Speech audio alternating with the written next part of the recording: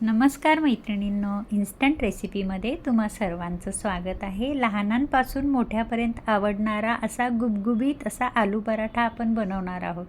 त्यासाठी मी काय केलेलं आहे, 5 ते 6 बटाटे उकडून घेतलेला आहे। तुम्ही पाहू शकता पराठा अगदी न फुटता गुबगुबीत आणि चवदार असा बनणार आहे आणि त्यामध्ये मी एक मॅजिक मसाला वापरलेला आहे, तो पण मी तुम्हाला सांगणार आहे। बटाटे सोलून झालेले आहेत। आता त्यामध्ये टाकण्यासाठी आपण ठेचा तयार करतोय। त्यासाठी 5 ते 6 मिरच्या घेतलेल्या आहेत, त्यामध्ये थोडंसं मीठ टाकलेलं आहे, 1 इंच आलं टाकलेलं आहे आणि मी ते मिक्सरला वाटून घेते।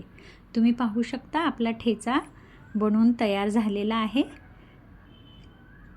आता काय करणार आहे, ते बटाटे मी खिसणीने खिसून घेणार आहे, कारण स्मॅश केल्यानंतर मध्ये थोड्या गाठी राहू शकतात आणि आपला पराठा फुटू शकतो। त्यामुळं शक्यतो खिसणीने बटाटा खिसून घ्यायचा आहे।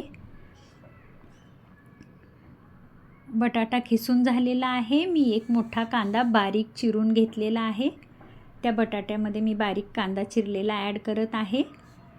त्यामध्ये आपण वाटून घेतलेला ठेचा मी ॲड करणार आहे। त्यामध्ये मी 1 चमचा जिरे पावडर ॲड करणार आहे। त्यामध्ये मी थोडंसं आमचूर पावडर ॲड करणार आहे। त्यामध्ये थोडंसं मी हिंग पावडर ॲड करणार आहे। त्यामध्ये आपण थोडंसं चाट मसाला घालणार आहोत आणि चवीनुसार मीठ घालणार आहोत आणि सर्व मिश्रण एकजीव करणार आहोत। माझ्याकडे चीजचे स्लाइस होते, त्यामुळे मी स्लाइस घातलेले आहे। तुम्ही खिसून चीज घालू शकता। आता सर्व भरपूर अशी बारीक चिरलेली कोथिंबीर घालून मी सर्व मिक्स करून घेणार आहे। छानपैकी मिश्रण एकजीव झालं पाहिजे, असं छान सारण एकसारखं करून घ्यायचं आहे। माझ्याकडून हळद टाकायची राहून गेली होती मैत्रिणींनो, मी नंतर हळद टाकत आहे। आणि एक मॅजिक मसाला म्हणजे मी 1 चमचा बेसन घातलेला आहे, जेणेकरून आपलं बाइंडिंग एकदम छान होऊन जाईल। पराठा 100% फुटणार नाही। मी एकसारखे असे लिंबू एवढे गोळे तयार करून घेतलेले आहेत, म्हणजे आपलं पराठा पटापट लाटता येईल। आता मैत्रिणींनो, कणिक मळते वेळेस मी पाण्यामध्ये थोडीशी हळद टाकून कणिक मळून घेतलेली आहे। कणिक एकदम सैलसर आणि छान मळून घ्यायची आहे। तुम्ही पाहू शकता अशी कणिक तुटली नाही पाहिजे, छान मळून घ्यायचं आहे। आपलं सारण कडेपर्यंत जातं। जर आपण कणिक छान मळून घेतली तर सारण बिलकुल बाहेर येत नाही।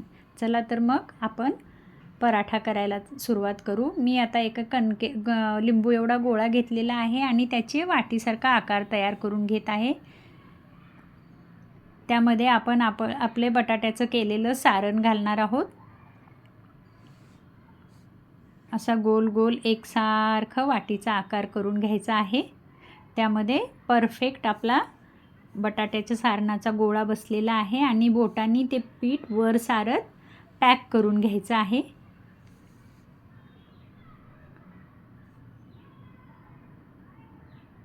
जर खूप जास्तीची कणिक असेल तर तुम्ही तोडून साईडला काढू शकता, किंवा कमी असेल तर तिथंच पॅक करून घ्यायचं आहे। चला तर मग पराठा लाटून घेऊया। पराठा अगदी अलगद हाताने लाटायचा आहे। सर्व कडा व्यवस्थित एकसारख्या लाटून घ्यायच्या आहेत। खूप जाड नाही आणि खूप पातळ नाही, असा मीडियम असा पराठा लाटून घ्यायचा आहे। तुम्ही पाहू शकता मैत्रिणींनो। आता मी गॅसवर तवा ठेवलेला आहे आणि त्याला आधीच बटर लावले होते। चला तर मग आपला पराठा आपण भाजून घेऊया।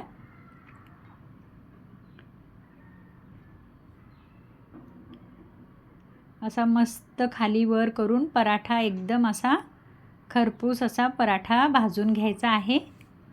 तुमच्याकडे बटर असेल बटर लावा, तूप लावा, तेलही लावलात तरी चालणार आहे। असा मस्त असा सोनेरी रंगावर आपण आपला पराठा भाजून घ्यायचा आहे। तुम्ही पाहू शकता मैत्रिणींनो, असा गोल्डन कलरवर मी भाजून घेतलेला आहे।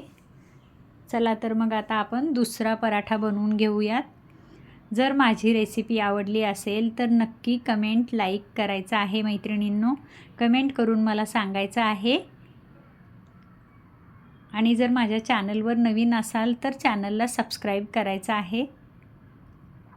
तुम्ही पाहू शकता दुसराही पराठा आपला बनवून तयार झालेला आहे. झटपट असा बनवून तयार होतो मैत्रिणींनो. टिफिन